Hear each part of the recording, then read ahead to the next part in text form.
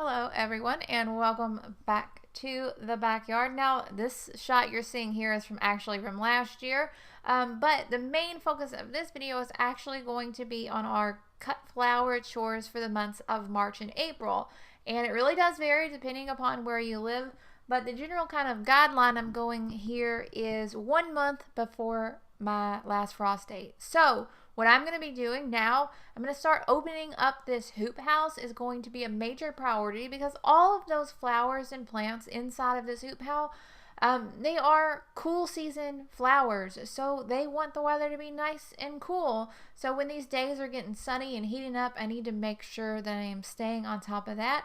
Also staying on top of my winter sowing bottles. That means all of the hardy annual cool season flowers in the winter sowing bottles are going to be needing to go into the garden.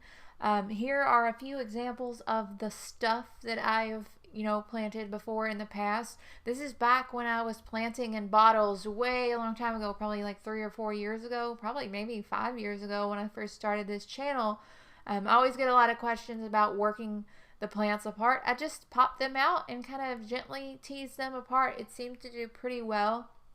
You can see I am already going about putting down my landscape fabric, my weed barrier, my landscape fabric, and just gently pushing these plants into the soil. That soil has worked really, really well. There's some nice compost in there, and it really just is a pretty simple thing to get those hardy annuals and cool season vegetables. If you're growing any vegetables, you can see here in this, I am transplanting some lettuce. And the same also applies with a lot of our flowers, like our auroch and even things like cilantro or cress, a lot of different foliages.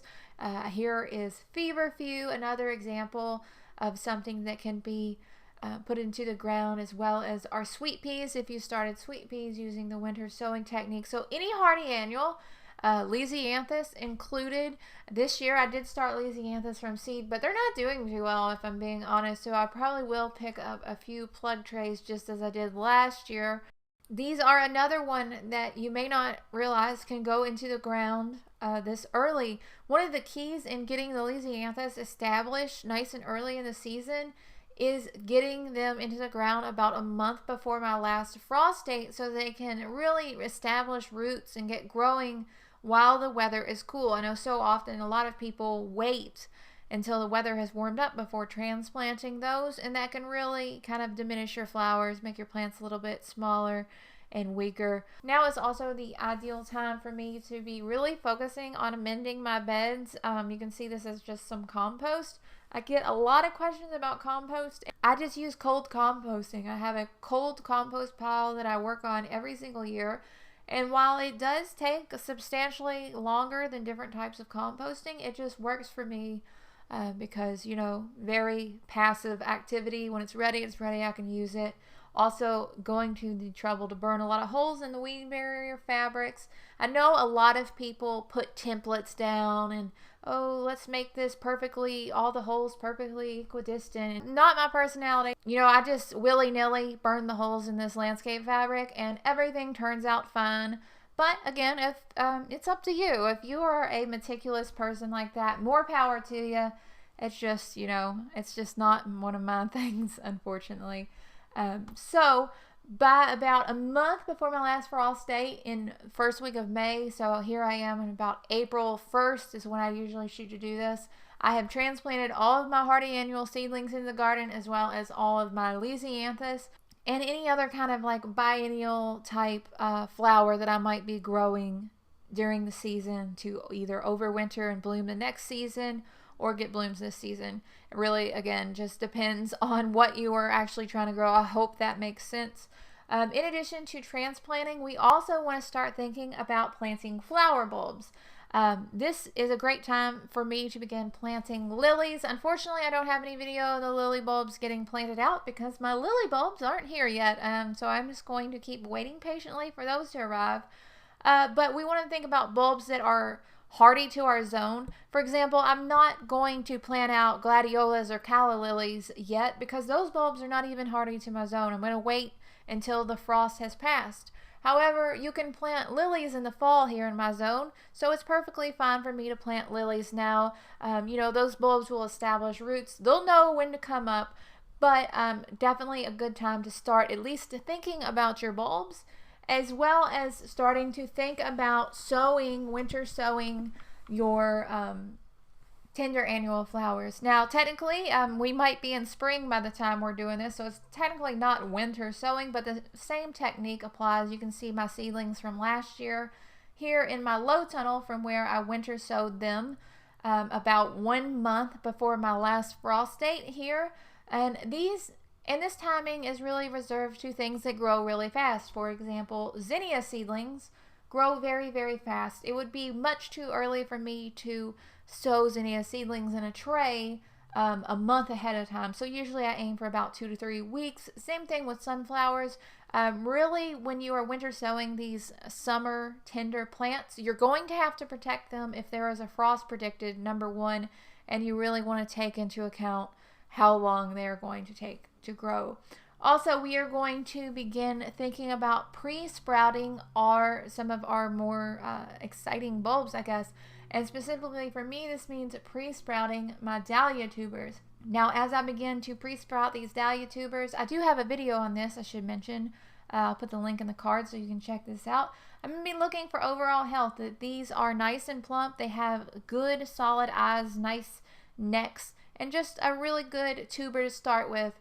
And there are a couple ways to do this. You can start them in cups.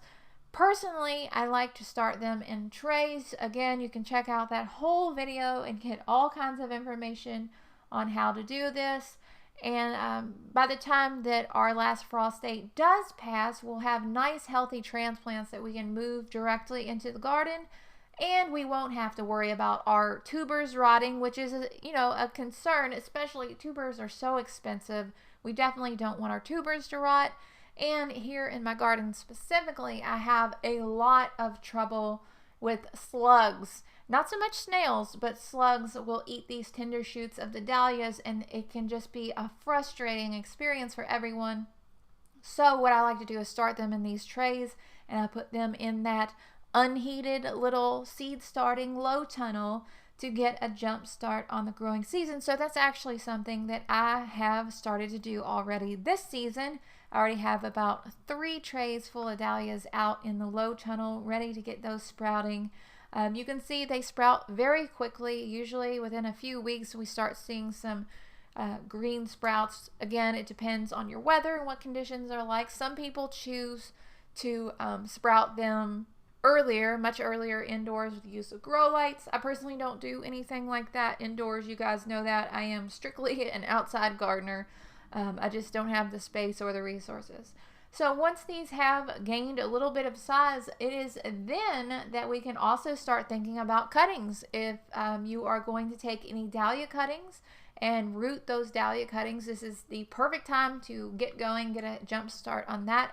Again, I have a video on this as well. You can, I'll put a link in the cards and you can check that out. A little bit more information. I will be the first one to admit I am not an expert at dahlias and dahlia cuttings and everything, but this is the method that works for me personally, so I thought I would share it. In addition to our dahlias, here about a month before our last frost date, our chrysanthemum cuttings are also starting to arrive. Now, chrysanthemum cuttings were so difficult to get my hands on this year. I finally was able to secure some, but they sold out so quick. I guess there are just so many people interested in gardening now, which is awesome. Whenever my order arrives, I just like to go ahead and pot them up in a tray and let them grow on a little bit, and then I can start taking my chrysanthemum cuttings as well. And again, you can take cuttings from even little bushy ornamental ones as long as they're not patented. Different types for florist mums. Hopefully we will have a lot of florist mums. Again, there is a video for this. Put the link in the card, as I've already mentioned. You guys probably get tired of hearing me say the link is in the card. It should pop up on the video screen and you can just click it. I have a lot of videos for a lot of these topics already, and so I want to kind of avoid rambling on about it here in the main video. By the way, thank you so much for your support lately. I've had so much fun answering all the comments and everything. Be sure to leave a comment down below in this video. Let me know what you're doing this month. I know our daffodils are going to start blooming very, very soon. These are the ones from last year that got snowed on. It's just one of those things that goes to prove, even if the weather is very, very nice, all of a sudden, you know, winter's like, oh no, you know, I ain't done yet. But fortunately, keeping our fingers crossed, we will have some very beautiful weather this spring and nice and warm. So also in the months of March and April, I am going to start picking my daffodil flowers and harvesting those for cut flower arrangements. And I'm really excited for daffodils this year, actually, because we have such a gorgeous variety coming up. I am so excited to share it with you guys. Also going to be looking at our tulips finally coming into bloom and getting really excited to see all the gorgeous tulips.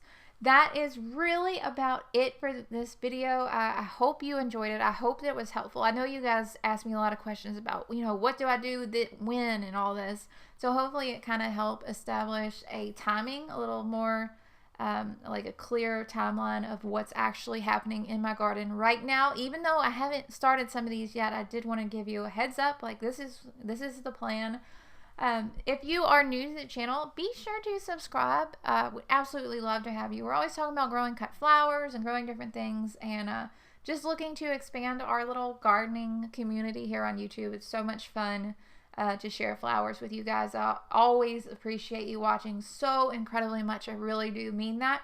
You can hit that little bell icon and it'll notify you whenever we make new videos. So here with spring coming up around the corner, we should have tons and tons of new content coming out. I know things have been a little bit slow lately, but lots and lots of stuff on the way that I am super excited to show you guys. As always, the links to all our stuff is down in the description below. We have the blog where you can find additional pictures and information about the stuff that I show here. Sometimes I go into a little bit better detail and it's a little bit more organized just because it's written out. Also, the links to our Patreon and our channel memberships, which helps the channel tremendously. It helps me pay for like blog fees, and sometimes I get help with editing, which is really nice because let's face it, I'm not the most tech savvy person. I am just literally one person with a camera trying to do the best I can to show y'all some flowers. Anyway, share this with your friends, all that good stuff. I hope that you guys are having such an incredible day. Seriously, I really mean it. I hope the weather is beautiful wherever you are, and I will talk to y'all later. Bye, guys.